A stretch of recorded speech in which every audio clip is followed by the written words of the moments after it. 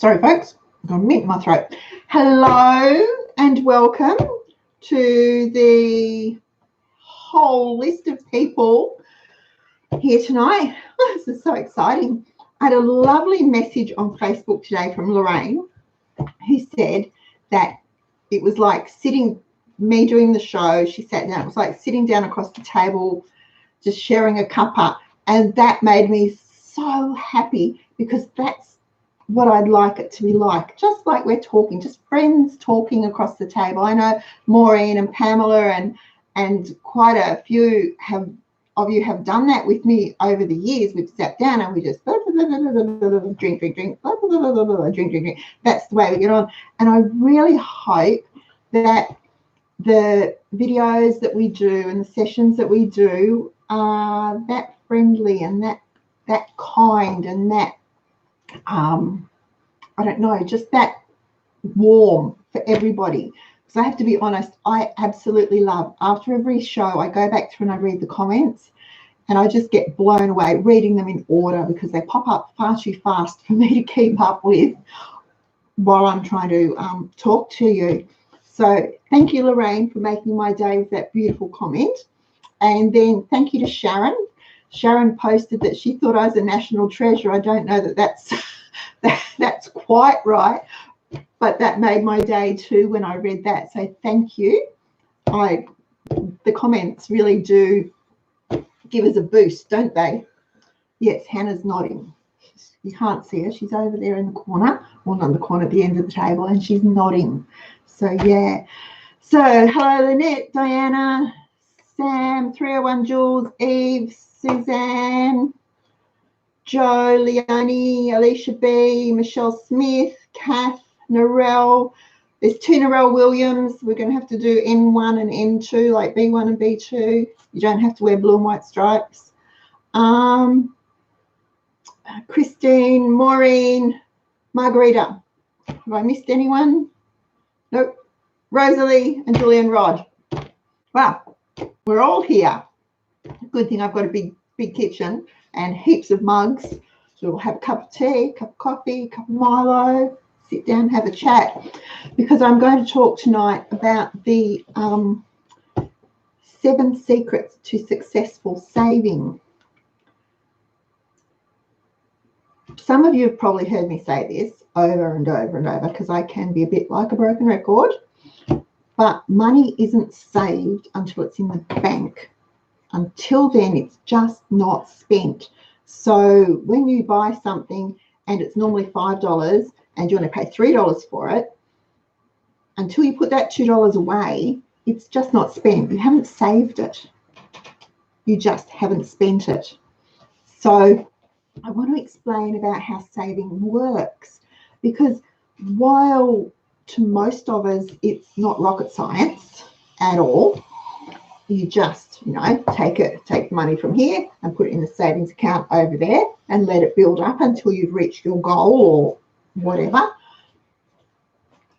There are still some people that just don't grasp how it works. So there's a difference between not spending and saving. Did you all catch a glimpse of my boy as he trotted past? Were they able to see Tom in the shadows? No? Tom just snuck out and grabbed a glass of water and off he went again. So 7, just 7, that many, 1 a day, easy peasy. Because it just doesn't happen. Saving just doesn't happen. You actually have to plan for it and then work the plan. Go figure. Who'd have thunk it? So the first thing you need to do is pay yourself first. Now, do you remember back to the show we did about the 10-10-80 rule? Save 10%. That's what we're going to talk about with this. That 10% is not negotiable. I think I said that back then too. You pay yourself first. So you may not be comfortable with 10% of your income at the moment. So try 5%. Or if you are really, really, really, really working hard at paying down debt, 2.5%. Something, as long as you start paying yourself before you pay anyone else or do anything else with your money, you will get into the habit of saving. And once you're into the habit of saving, it becomes a no-brainer, and it's done on a reflex, on autopilot. It just happens. Now, the easiest way to make it just happen is to set up automatic savings. So as soon as your pay hits the bank, the very first thing that should come out of it into your savings account should be your 10%, 5%, 2.5%, whatever it is for your savings. And that is a separate savings account. So you can call it savings. You can call it whatever you like. The banks are pretty good about that. And depending on your bank, you may get some interest on it. You may not. You get interest on some of your savings accounts, don't you? All of them. All of them. I wouldn't have it if it didn't have interest. Did you hear that? She's her mother's daughter. So do you know roughly how much it is at the moment? My main one is, it was 4.75, but they've dropped it to 3.75. And then my other one is, I think, 2.35. Yeah. So they're about the normal rates. Yeah, and I just can't withdraw from them. No, because they're your savings accounts. Right. So, hi Outback. Maureen, Anzac slice. Sausage rolls. Sausage rolls. Yeah, did you hear that, Maureen? Hannah said we should have been at your house. Sausage rolls. Ooh, yum. Sorry, folks. Sorry, Leonie. That time difference. I'm jumping about here, folks, but that time difference is a bit of a pain, isn't it? Yeah. We should just have one Australia-wide time zone. Then it wouldn't matter. Throw the rest of the world out, but it wouldn't worry us. 301 joules is a little bit confused. Is it 10% of net or gross salary? Okay, joules. That's up to you. Okay. I have always done it on the gross because I consider income tax as an expense that comes out of my pay. So my 10% and my tithing has always been on the gross. So my 10% for saving, 10% for giving have always been on the gross. But that's entirely up to you. If it's easier for you to work on the net and the amount that actually hits your bank, then work on that. It's not hard and fast. It's not set in cement. So choose whichever works best for you. And that's probably left you even more confused, hasn't it? Sorry. Okay. Now, once you've got that set up, your savings is going to be 10% or 5%, whatever. We'll work on 10% for the show. The 10% is saving. So if you're earning $1,000 a week, you're saving $100 a week. That's automatically going to, as soon as that money hits your everyday bank account, $100 is going to be automatically shifted off to your savings account, and you're not going to touch it. It's your savings. You're saving up for something. So successful savers save by paying themselves first, and they save by setting up automatic transfers so they don't even miss the money. It's gone before they even realize they had it, pretty much. So that's two things. Number 3, savers keep their spending in check. I think what's that saying? Someone will know it better than me. Better a saver than a spender be. I can't remember the rest. My mum used to say it to us when we were little to encourage us to not spend. So you're better off to automatically save and to keep a track of your savings and keep a track of your spending. Now, I guess you don't spend it, you've got it to save. It's as simple as that. So if you like to go out, if you like to buy new shoes, I love shoes. If you like to buy new handbags, if you like to go away for weekends all the time, then your saving rate is going to slow down because your spending rate is way up there. Everyone's on a limited income. I don't care how wealthy you are or how much you earn, your income is limited. I know there's a whole group of people out there that say you can have unlimited income, you can have untold wealth. No, there is always a limit. The Packers of the world, the Queen has a limit on her income. She's got a whole lot more than you and I have, but she still has a limit on that income. And she is one of the world's wealthiest women, if not the world's wealthiest woman. She might be juggling with someone. Anyway, everyone has a limited income. So the way to save is to live within your means and not go over that. So you need to keep a track of your spending and keep your spending under control. I've got notes here, so let me read them.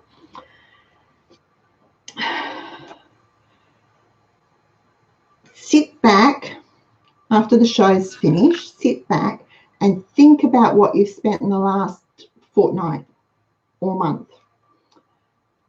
Apart from things like the mortgage or the rent, gas, electricity, telephone, food, the essential things, if you've got medications, pharmacy bills, things like that, think about the other things that you've spent your money on, and then think about whether they were absolutely essential, in which case, yes, you had to spend money on them, or if they were discretionary spending. So that might be buying lunch instead of taking lunch. It might have been, getting the colour as well as the cut when you went to the hairdresser, when you can do a home colour. We might get Hannah to do a show on doing home colours. She can talk us through it so we don't make a mess. Things like that. And then decide whether you can live without them or whether you absolutely have to have them. Now, if you absolutely have to have them, then you need to either increase your income or find other areas to decrease your spending so that you have something left to save. Savers avoid debt like the plague. There's no such thing as good debt. I don't care what anyone tells you. That is a lie. Debt is debt. When you owe anyone money for anything, you own nothing. You will have all the property gurus and all the financial advisors, the investment guys, all telling you that, yeah, there is some good debt. No, even your mortgage, that's a debt, and it's not a good debt, because if you owe $1 on that house, $5 on that house, or $5,000 on that house, you can lose the lot.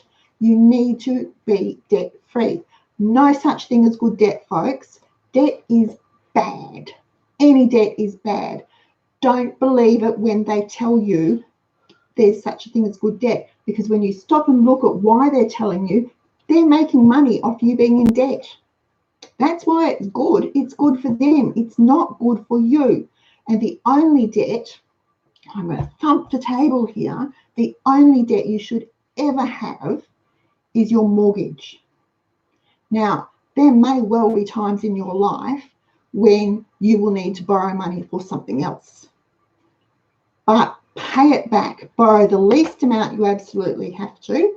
Pay it back as quickly as you can, because no such thing as good debt. Absolutely not. And I know I get held down for this all the time, and I will get emails about this. People watch this video later on, they'll come back to me, they will email me, they'll leave nasty comments, they'll tell me I'm an idiot. That's their opinion, just as no good debt is my opinion. But my opinion is right. Sorry, folks, no such thing as debt. So savers avoid debt. If you don't have the cash to pay for something, you can't afford it. You don't buy it, you save up for it, then you can buy it. And remember, if you've got cash, cash is king. When you have cash, you can negotiate. So whether you're buying a house or a new car, you're negotiating travel, you're working on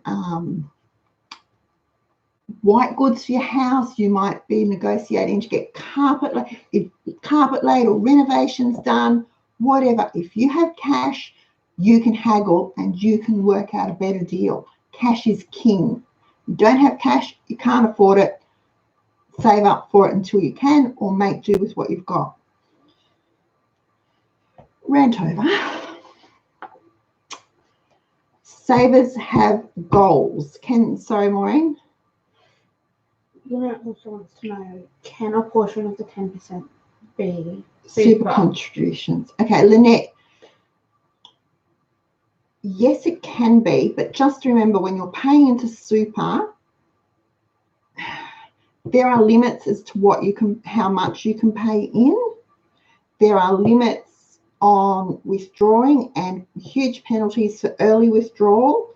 So think carefully. I'm not saying don't have super. I would encourage everyone to have super, but you also need to be able to have money whereby your savings happen and your husband comes home tonight and says, sweetheart, it's our 25th wedding anniversary tomorrow.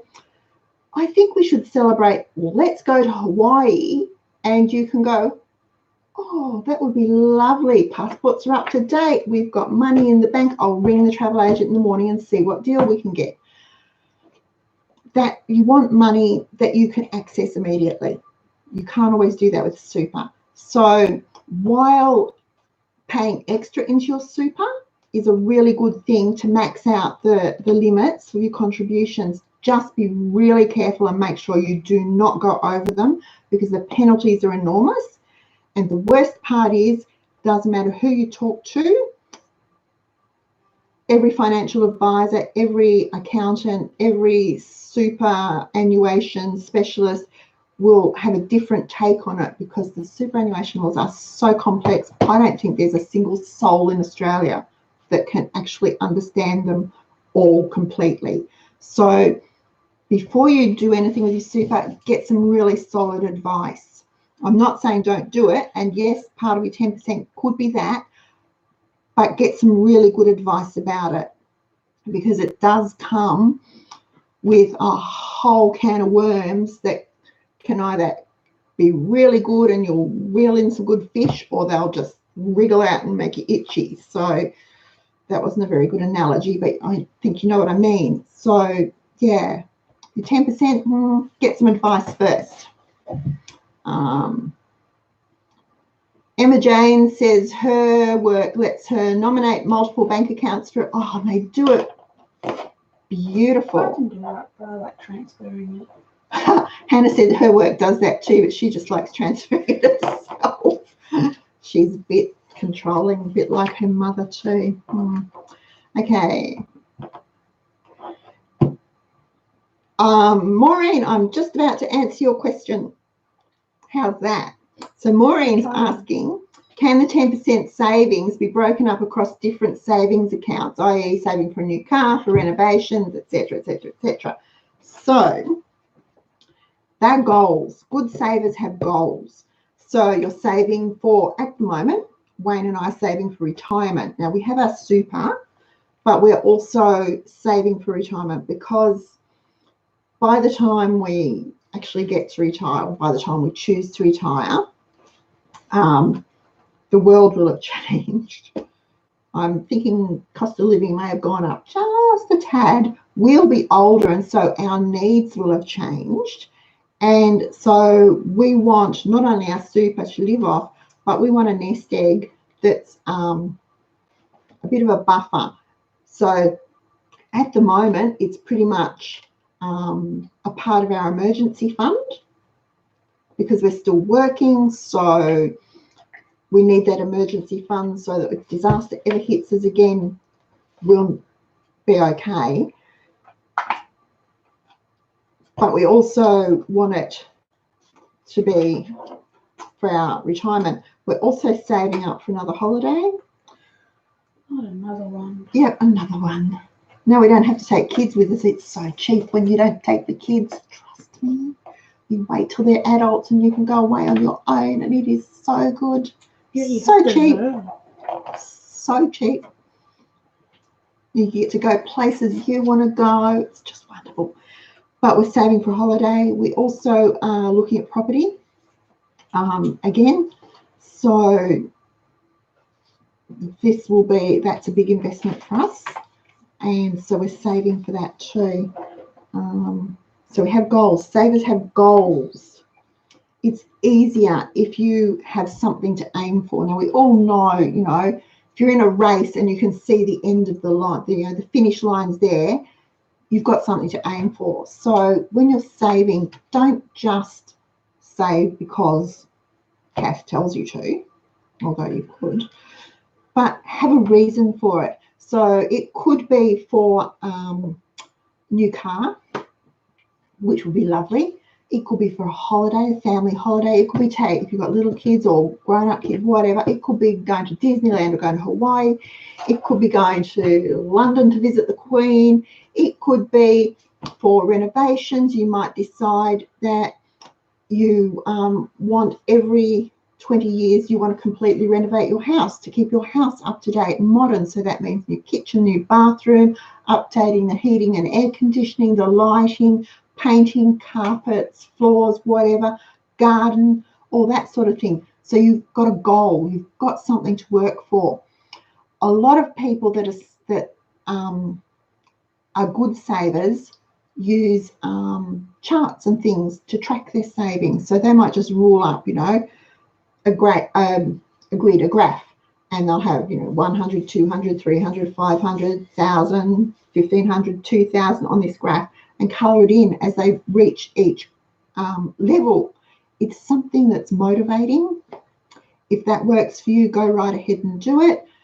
Other people, I know my cousin, when she was furnishing her house, she went to the most expensive furniture shops in Melbourne and actually took photos of the things she liked and brought them home and stuck those photos to her fridge. They were on her bathroom mirror, they're on her computer, they were everywhere. She had one in the car of all the different furniture items that she wanted. She didn't necessarily go and buy them from those stores. In fact, I know she didn't buy any of them from any of those stores, but they were there to motivate her. So the lounge suite she had on the lounge suite, she had 4,500 because that's what the lounge suite she wanted was going to cost. And the picture was on her fridge. She had a photo of the bedroom furniture she wanted in their bedroom and the price written on it. So she knew how much she had to save. And it was really, if I was as excited as she was when she got to got the money to be able to go and buy the lounge suite. And then the lounge suite was delivered and nobody had sit on it because it was too nice and new. It was so lovely. But have a goal. And if you need a visual motivator, by all means, use one. I don't have a problem with it, and I don't think anyone would. If it works for you, do it. I'm quite happy to look at my bank account and see it going up. I check my bank account Monday mornings. I log on, go through, make sure all the transactions that are supposed to come out have come out. No, none that weren't supposed to have come out. All the deposits are right, make sure everything's good, and I always check the balance. And Monday mornings, I'm always in a good mood because I'm looking at the balance. But I like to check the balance and see that it's where I think it should be for what I'm saving for across all the accounts. So if that works for you, go right ahead and do it. And perhaps think about having actual individual accounts. You're spreading that depending on your bank and how they work their savings accounts, some banks aren't so nice these days about having a lot of different accounts with just little bits in them, what they consider little bits, small amounts.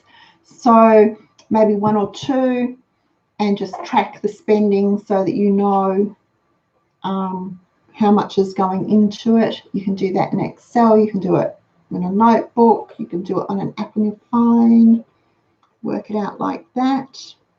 Would work. And that leads me to number 6.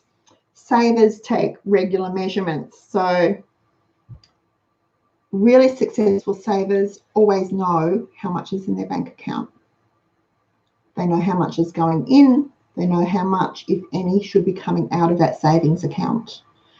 That when they spend out of that savings account, for instance, the Christmas account, is saving up for Christmas, You're taking money out to do shopping. You know it was $1,500 balance and you've spent $410, so there should be, What was the selling balance? $1,500.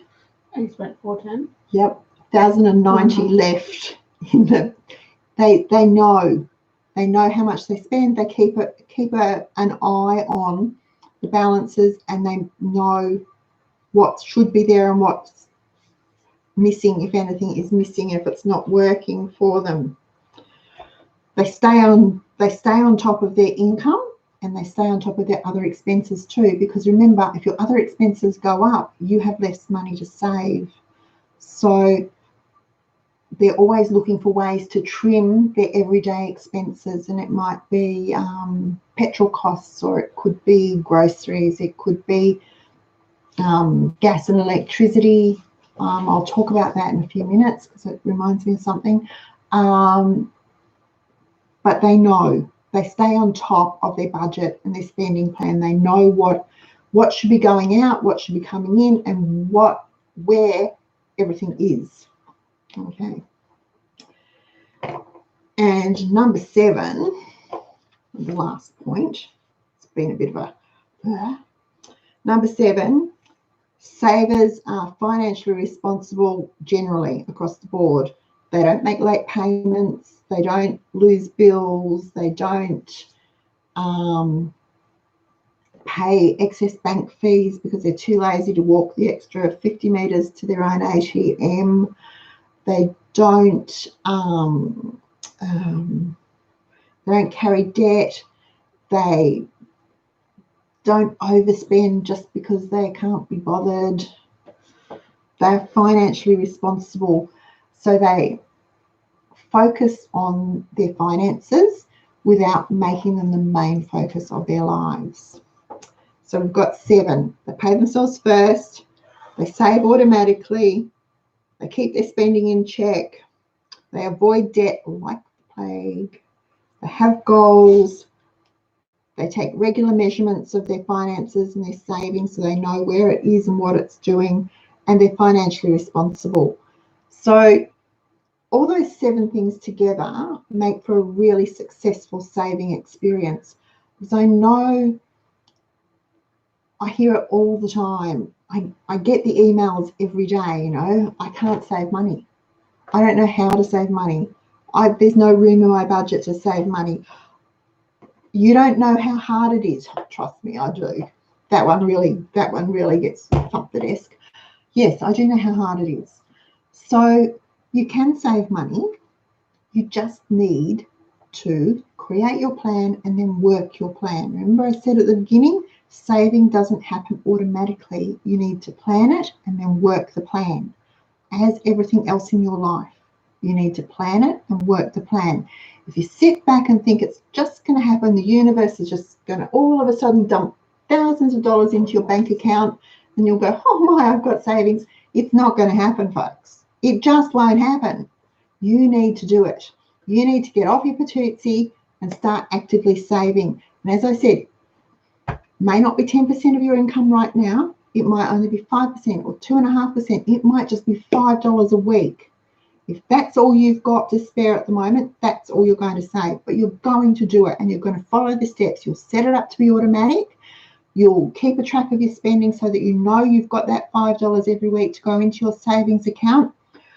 You'll avoid any more debt so that you can increase your savings amount and build your savings faster. You'll have a goal. That goal might just be to get to $1,000 by the end of the year.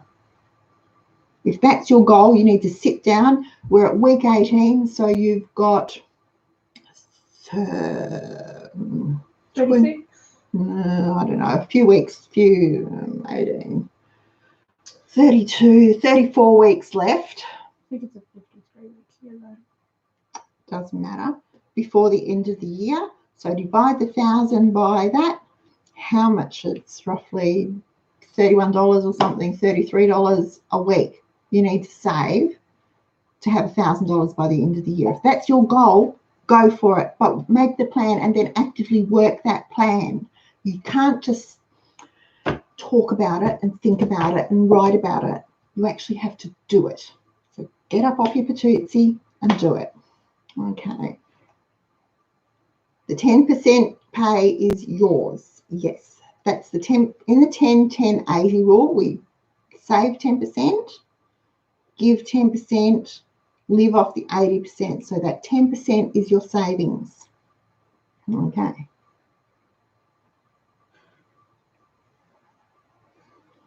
Okay, Jules, the 10% pay yourself first, yes, is your savings. So whatever your savings is for. Now, if you're saving for a car and for renovations, split it in half. So 5% to your car, 5% to your renovations. Or just have one bank account and keep a track of it in a notebook. Hello, Meryl. Ladies, folks, anyone in Melbourne's out at East, Meryl here, posted on our Cheapskates chatter page today, free bay leaves at Rainy Day Books at the Basin. Hope that was all right, Meryl. Just spread it around. So anyone, Baronia, the Basin, Kilsyth South, Ferntree Gully, that sort of area, Rainy Day Books, pop in, say hello to Meryl. She's very nice. And pick up some bay leaves.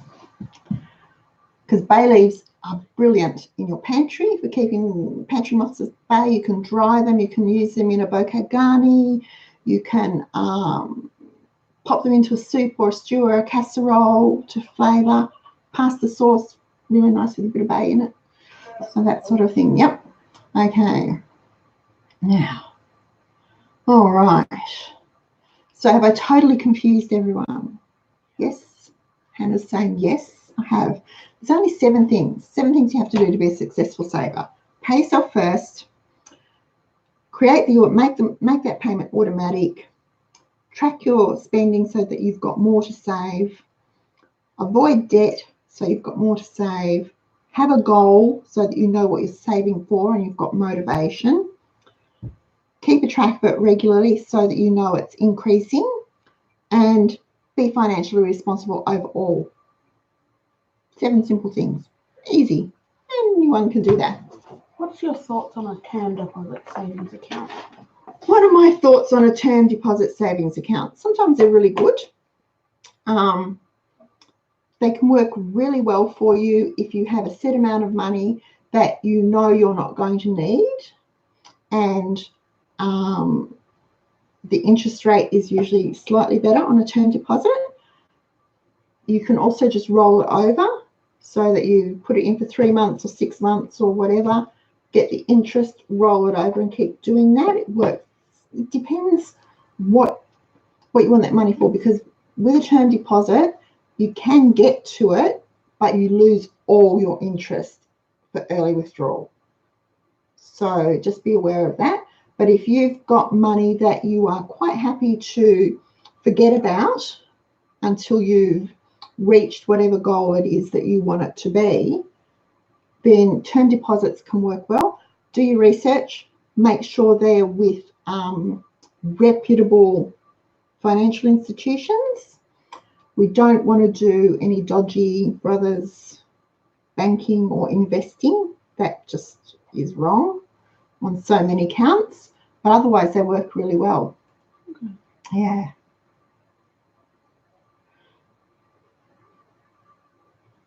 Oh, Maureen, ask away. Maureen says, should the emergency fund come from 10% or the 80%? Sorry for all the questions. Your emergency fund will come out of your 10% savings. The first thing you need to do is find your 10% and start saving it. So that will be for your general savings, your emergency fund. How you choose to build that savings and divide it then is up to you. So you may, like Jules was asking about that, so I said 50-50 with renovations and a new car, but you can do 50% to your emergency fund, 25% to renovations, and 25% to your new car. Work it out to what suits you best. Don't get hung up. Don't get hung up on the details. Just start saving. If you get so hung up on the details, it's like with writing a budget. People get so hung up on the fine details that it becomes too hard. They throw their arms in the air, they walk away and they don't do it. Just start saving. Just got a spare bank account hanging around, make that your savings account. Start filtering off your savings money into that. For an immediate emergency fund, aim for $1,000. Most emergencies that we face in our lives can be covered with $1,000 cash. It could be a car breakdown. It might be an emergency quick trip interstate to visit a sick relative or something. It could be a new washing machine. $1,000 should pretty much cover that. So once you've got that $1,000 in your emergency fund, keep adding to it as best you can so that you do build up your buffer, so that when you, God forbid, ever have the situation of having no income at all, you've got something to live off. But if you've got other things that you want to save for, like the car or the renovations, then you need to be saving for those too. And that money has to come from somewhere. So you've got a choice. You can either spend less or earn more. It's much easier to spend less. It's much more fun to spend less. Who wants to work 7 days a week, 12 hours a day for 5 years to pay for a car? I don't. So think about it. Hello, Kelly. Right. Okay. Oh, Karen, you made it. Hi. I haven't seen you for ages. Okay, Karen's saying maybe suggestions for a second income stream. Okay, it's not one of my favorite things to do, but we have done it in a pinch. I can talk about that. Not a fan of the stock market. Don't believe in gambling. Sorry, Austin. Kelly W. And yeah, well, I'm not a fan of Austin. I'm not a fan of credit cards either. In fact, I think credit cards are evil. They should be banned. Like I said, you don't have the cash to pay for it. You can't afford it. You save up for it. Put it on lay-by. I've noticed there is a real trend towards lay-by again. And don't go for zip pay or afterpay or what's the other thing called? Those sorts of things. They're evil too, and they should be banned as well. If you don't have the money to pay for it, if you go to see something, you open your purse, there's no money in your purse, you can't have it. Be a grown up and accept. You can't pay for it, you can't have it. You know, put on your big girl pants, your big boy pants and go, yep, I'm the adult, I understand, can't pay for it, can't have it. Save up for it. Okay. Now, Kath. I'm trying to save on shopping. Can you please give me the name of the business you buy in bulk? What was I buying in bulk, Kath? If it's herbs and spices, things like that come from Hindustan Imports. Otherwise, depends what it is. I go all over the place for things, wherever I can get them cheapest. So my TVP gluten flour come from the Full Pantry in Croydon here in Melbourne. But you can also get it online from, I mentioned it in the TVP video and I think I put it in the show notes. So if you go back to the TVP video, you'll find the bulk Whole Foods names under there too. I think it's Hindustan. Okay.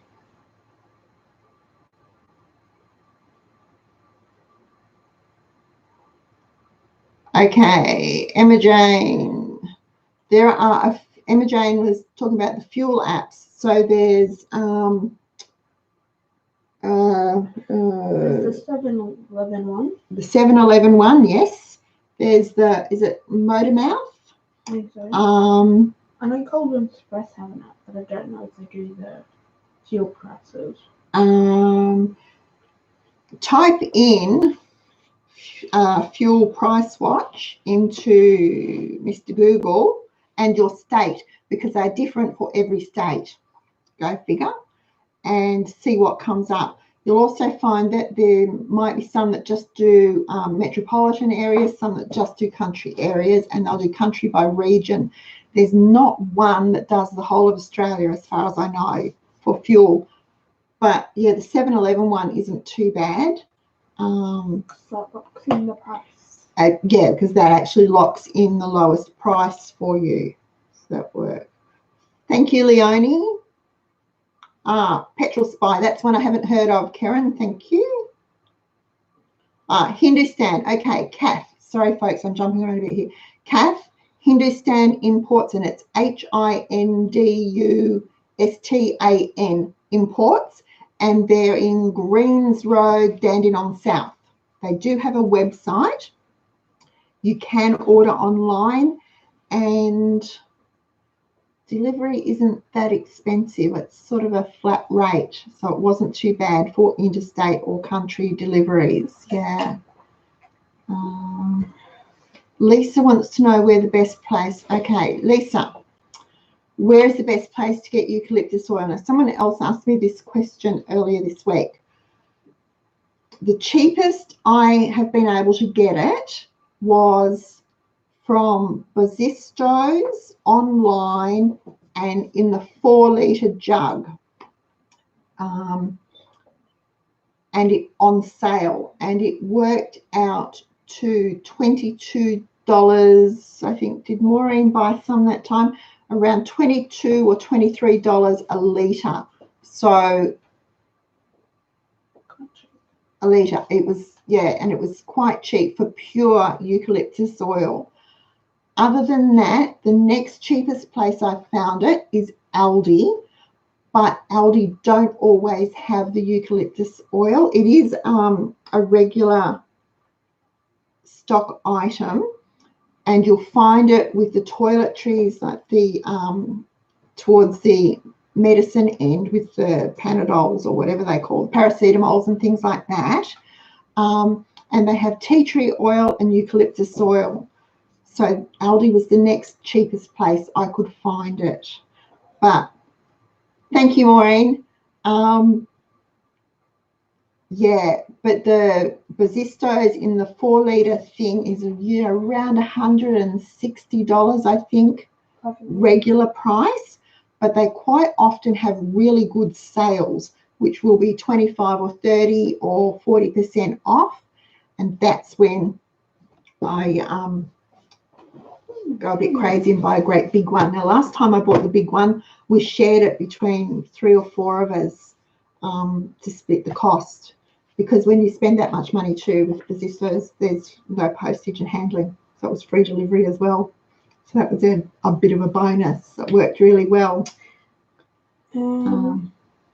Hannah's just looking it up on the website now to see. It's they call it commercial or commercial grade or something, but so it is for 4-litre. It's 160. Yeah, it's out of stock, sorry. Oh, well, there you go.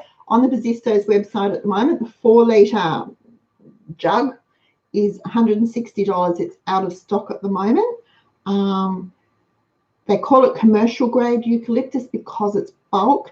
It is still 100% pure eucalyptus oil. What's eucalyptus solution? Eucalyptus solution is really cheap. It is not eucalyptus oil. It is eucalyptus oil diluted in water. So could you use that in Miracle Spray at all? No, don't use it in Miracle Spray, because you're just not getting the same strength. So it's fine for splashing around, spritzing around the bathroom to make it smell nice or something, but it's not the same as straight eucalyptus oil. So you can get the eucalyptus oil, not the commercial one, a 4-litre bottle, $360. Yeah. Oh, God. Just the straight non-commercial eucalyptus oil is $360 for 4 litres. Go the commercial eucalyptus oil. It's still 100% eucalyptus oil. It's just called commercial, which I guess doesn't have pre-label on the jug. Still does the same thing, still clears your sinuses when you make the miracle spray, still lifts sticky stuff off. On that note, sticky stuff, here we go. If you have a jar, you know, you're trying to clean labels off jars and things and they're sticky, if you put the jar in the freezer and let the label freeze, it will just peel off. The glue, the adhesive will actually freeze and become brittle, and it just lifts off. So you don't need to soak it and you don't need to use your thumbnail and scrub it. Try that.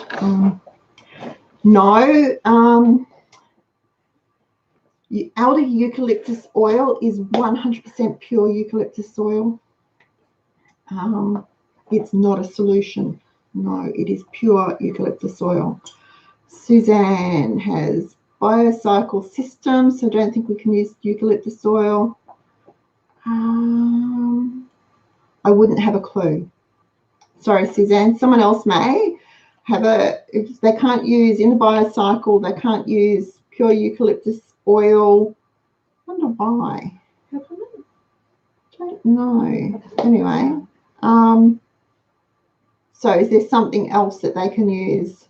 Well, Jules, I'm wondering if you can't use eucalyptus, that would sort of wipe out all the antibiotic. Yeah, okay. So you can't use anything that's going to actually, because the biocycle actually needs the bacteria to work.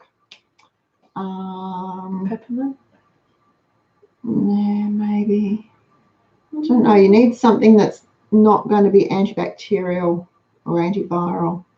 So that leaves out the tea tree, eucalyptus, lavender, anything like that. Did they not, can you not ring the company and ask them what you can use? They'll probably come up with something really expensive, because I would be thinking that would take borax out too. So, yeah. Anyway, doesn't lemon myrtle, Jules is saying lemon myrtle smells so nice. We have some great natural scents in this country. We are so blessed. Okay, now, oh, I was going to mention, did anyone see, sorry, I keep them out from my face. Anyone see Channel 7 News? I had to sit down and watch it because I've been advertising it all day. There's a device that a gentleman has invented that measures the amount of electricity you use and when you use it, so peak and off peak, whatever, and then automatically calculates for you which power company has the cheapest rate, which seemed like a really interesting thing because I'd love to know how it works. And you can set it up so that every 6 months, it will automatically transfer you to the cheapest power company. Not sure how that works. That I would need to look into that. Automatically transfer you to the company with the cheapest rates for your needs. And then the clincher came. The little device is only, drum roll, sitting down, everyone, $499. Ouch. You'd need to save a lot of electricity to justify that expense. And then in the same segment on the news, they were saying the average electricity bill is just over $3,000 a year. Nearly swallowed my tongue. $3,000 a year. That's close to $270 a month just on power. Ouch. Now, I budget $50 a week for electricity, but I let it build up, and at the end of the year, whatever's left, I move to our savings because it's easier for me to budget that way. Wow. $3,000 a year on electricity. I'm trying to think, because there's 5 of us, we have 5 computers going, we've got a television, there's usually lights on somewhere in the house. I have an electric oven, 3 freezers, a washing machine, a dishwasher. Oh my goodness. We're a power-hungry house, and our bill's nowhere near $3,000 a year. So that was scary. Okay.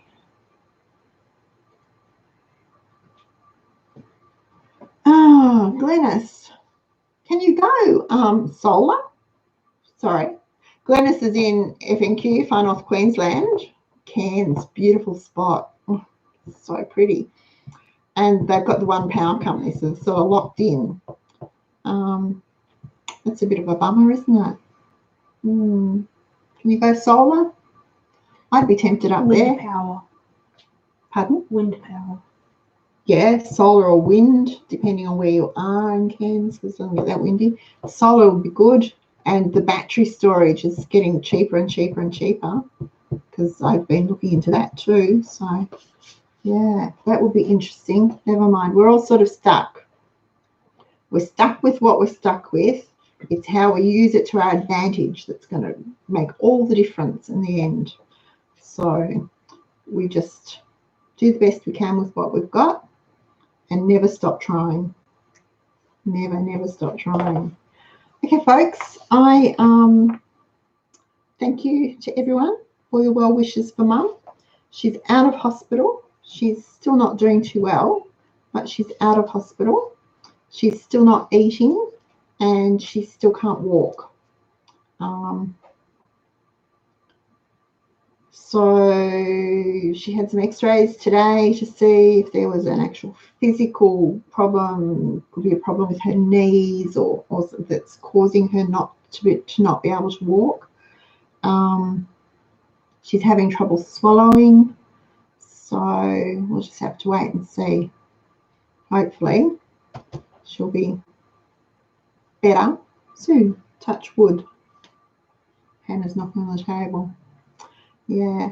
Otherwise, life here just goes on and on and on and on. Can I show Maureen? Oh, the big one. Ladies, most of you know that I belong to a card making group. This is just the template.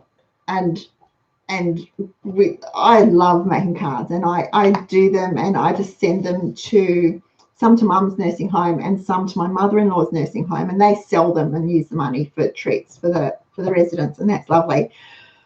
But last Friday, Hannah had the day off, so we actually went and did a class, which I've never done before, but it was really exciting. It was really nice to go with Hannah, of course, but to have other people and sit down and make the card. And we did what is called the infinity card. Now, if you make cards, you probably know it as the never-ending card or sort of thing. So the one we did, where is it, was actually quite a big one. It was this size. So that, I think, is 8 inches by 8 inches, and it just keeps on going. This was the one I made in class. And it just keeps until we're back at the beginning somehow. Yeah. Anyway, there we go. So Hannah and I were talking, just as we do, tossing ideas around, because I'm full of great ideas. I've always got ideas. And we're driving, and I said to her, didn't take my hands off the steering wheel, but we could make a 12 by 12, 30 centimetre by 30 centimetre for you metric folk card. So the other night she came out and she's done it. Can you see this? How cool is this? So then we were thinking about what you'd use it for, and I suggested it would be perfect for 18th, 21st, weddings, that sort of thing, to use as a storyboard or a picture board and put photos of, so that you start off at 1 and 2 years old, and when they start school, start high school, funny things they do, whatever, and keep going until you get to their 18th birthday, and that's their 18th birthday party. Or a wedding. Would that be great for a wedding? Do it for the bride and groom, or a 60th birthday or an 80th birthday. So we've got the instructions worked out, because then, of course, I decided I had to do one. So I did a wee one, and this is just, doesn't show up very well. Sorry, folks. If I hold it up, is that better? See, this one I haven't quite finished, but it's pink and white and black. And I'm stretching. There we go. And it's so much fun. So that was mine. So of course Flossie has to come, and she's done a really tiny one, Maureen. It is so cute. Can you see? This is 4 inches.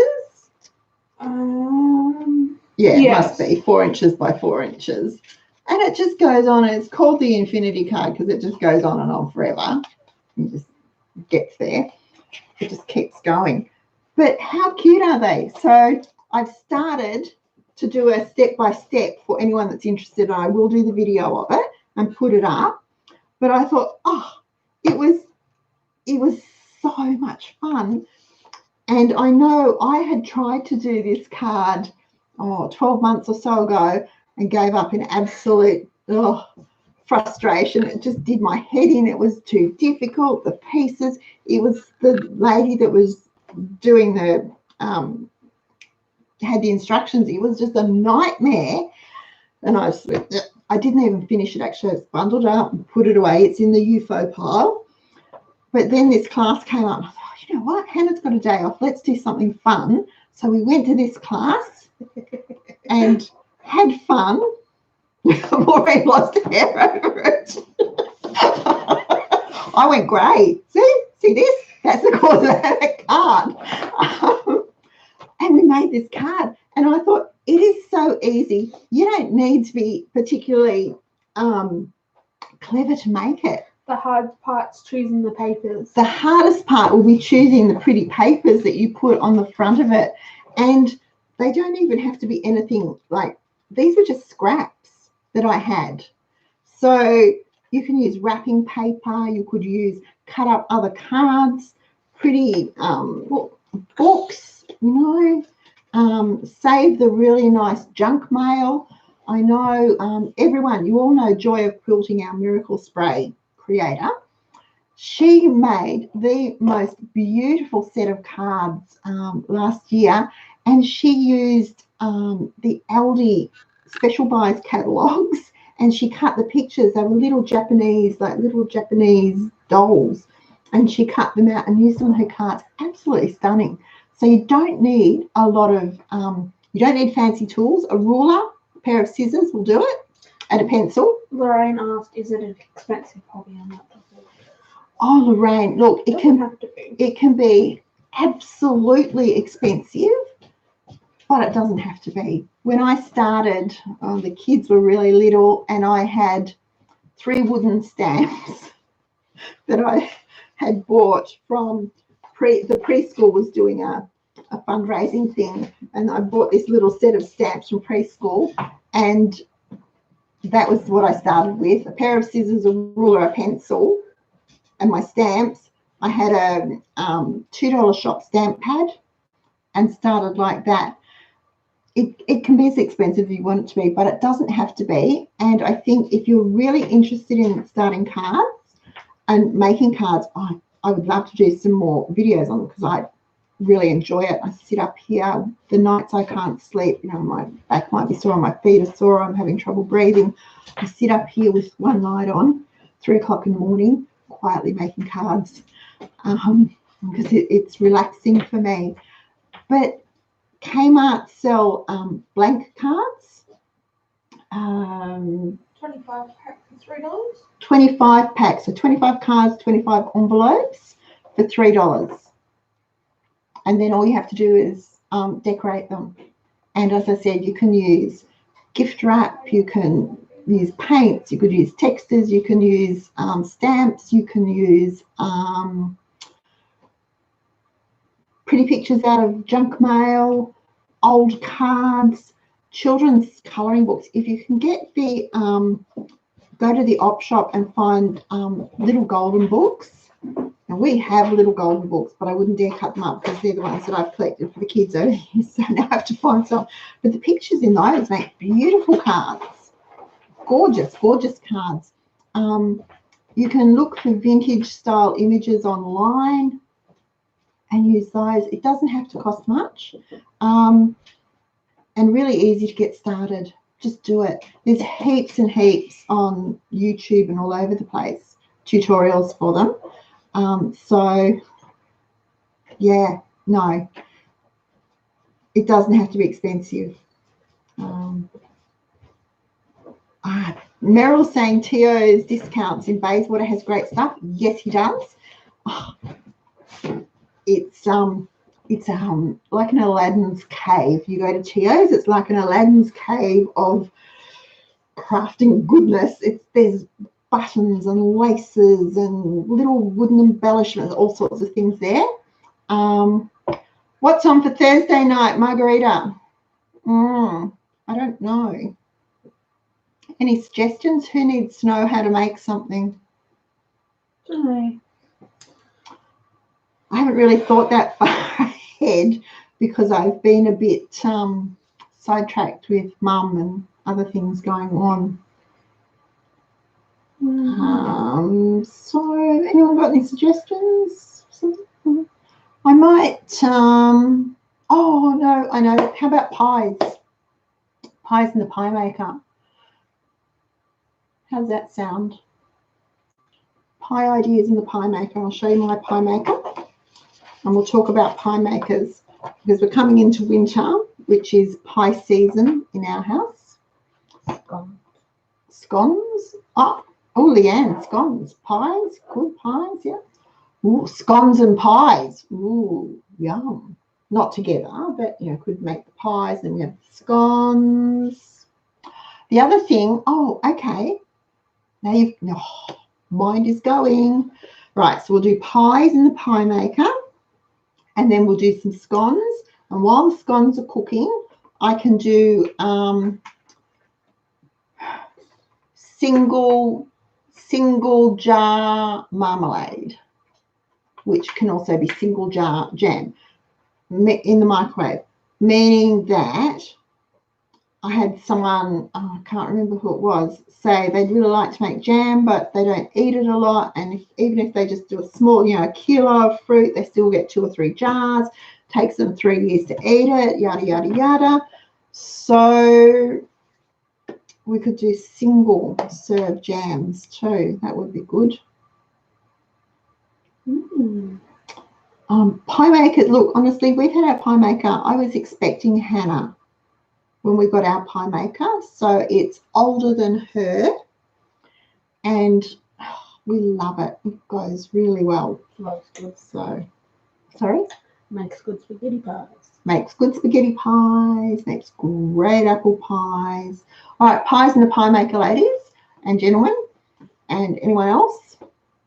Aliens, I don't know. I say they're out there. We can do that. That would be really good. Everyone knows I will, thumbs up would be really nice, please. Don't forget to share.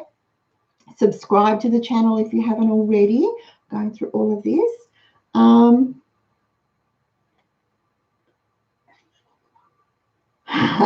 Bob, Mum, Mum's not doing too well. She's home, back at the nursing home from the hospital, but she still can't walk and she's having trouble swallowing and she's not eating, so she's not doing too well.